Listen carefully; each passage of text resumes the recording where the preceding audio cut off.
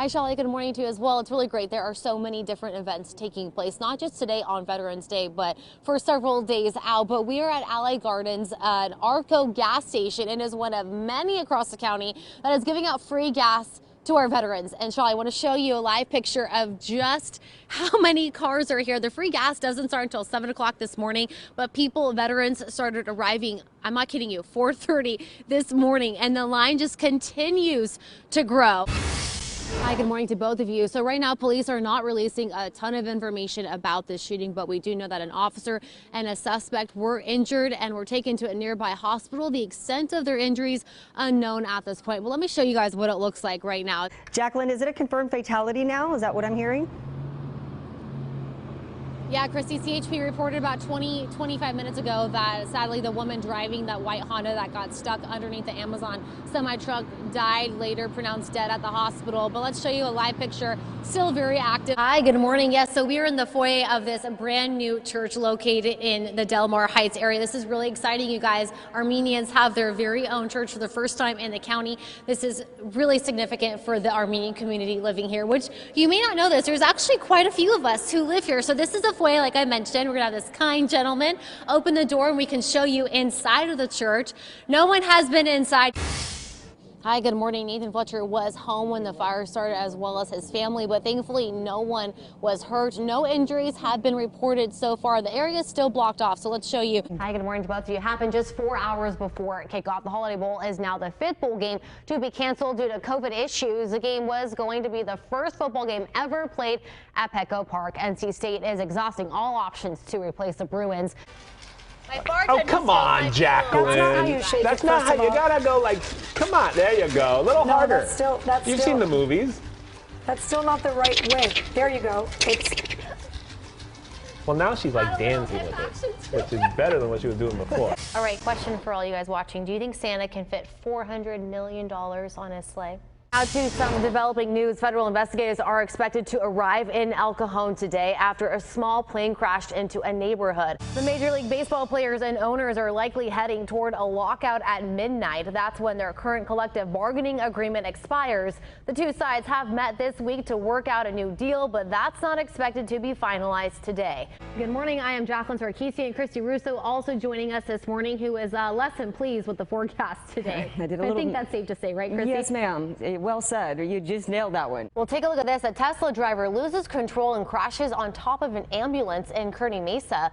3 people were left dangling in the car. It is shaping up to be a wet holiday with back-to-back storms here in America's finest city. Fox 5's Ashley Jacobs joining us live from San Diego International Airport to see how passengers are dealing with the wet weather and how you and photographer Zach are dealing with the wet weather. Ashley, good morning.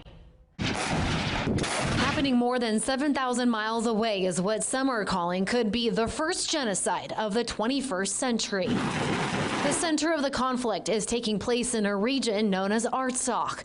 It's a territory inhabited and controlled by Armenia for centuries, but inside the borders of Azerbaijan. This was unprovoked by the Armenians, unwanted by the Armenians.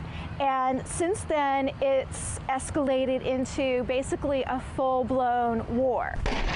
On the verge of her homeland being decimated, Beth Brusalian is taking action. She's lived in San Diego for 17 years and has been very active within the Armenian community. It hits very, very close to home. And I know San Diego is way far away from Armenia, but for Armenians in San Diego, this is hitting right here in the heart.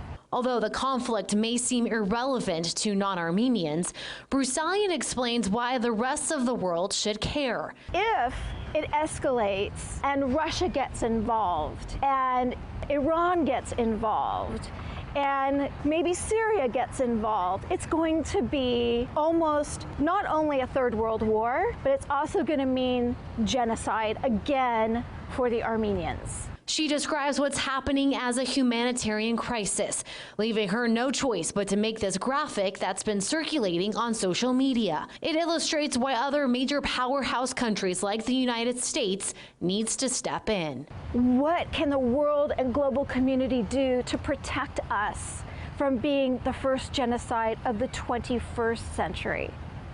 Somebody has got to do something to protect the Armenians. It was a tough one to swallow, but if it's about the public health, we understand, but at the same time, hard. There aren't too many in town, but card rooms like 7 Mile and Chula Vista are dealing with a second shutdown, an order not directed to all casino operations. The fundamental difference between a California card room and a casino is that we only have card games. We don't have slot machines or any other games of chance. Brad Samuel is the head of marketing for the gaming establishment. He says the company put in a tremendous amount of work to reopen after they were first shut down in March. Please align your face. Safety measures start before someone even steps foot inside the card room. There were hand washing stations, temperature checks, and every employee and customer must be wearing a mask at all times. When you did sit down to play cards, everyone was socially distanced, or we had the plexiglass dividers that you just mentioned. So that level of protection is something that we took very, very seriously. For the city of Chula Vista, 7 Mile is more than just a card room. According to a city council member here, this business generates over $200,000 in revenue per quarter. So with 7 Mile being closed, it's not only a total bust for the company, but for the city as well. If this card room stays closed for a long period of time, it can equate to 3 firefighters that may have to lose positions because there's no funding there, and that equates to public safety. Councilmember Mike Diaz realizes card rooms have been dealt a bad hand, which is why he's cashing in his chips to help get 7 Mile back on its feet. A card room like this at the local city level does so much for the community, and that's why I'm here, is because they are just a great partner for our community right here in the city of Chula Vista. That boat parade took place several hours ago, but I'm told it was local business owners here in San Diego that organized the parade. Hundreds of people came out here to support President Trump while they watched at least 300 boats cruise the harbor. It was a patriotic scene as hundreds of boats cruised the San Diego Bay. With the election only being 2 days from now, San Diegans supporting President Donald Trump showed up for the third and final boat parade. Raquel Tatoy is second generation who says her parents came to America illegally from Mexico. I have learned to break the cycle of dependency. I've educated myself, never asked for a handout, and you can become whatever you want to be here in the United States. Both she and her husband explained why it was important for them to be here. He really has proven himself to me, and that's why I'm here to support him. This is America we're talking about. This is where I was born. This is where my families live. This is the country I fought for. People have died for this place. This is our country. It's time for us to stand up and fight for her. Participating boats met at the west end of the bay earlier in the afternoon. Those who weren't on one stood united, waving both Trump and American flags along Harbor Island.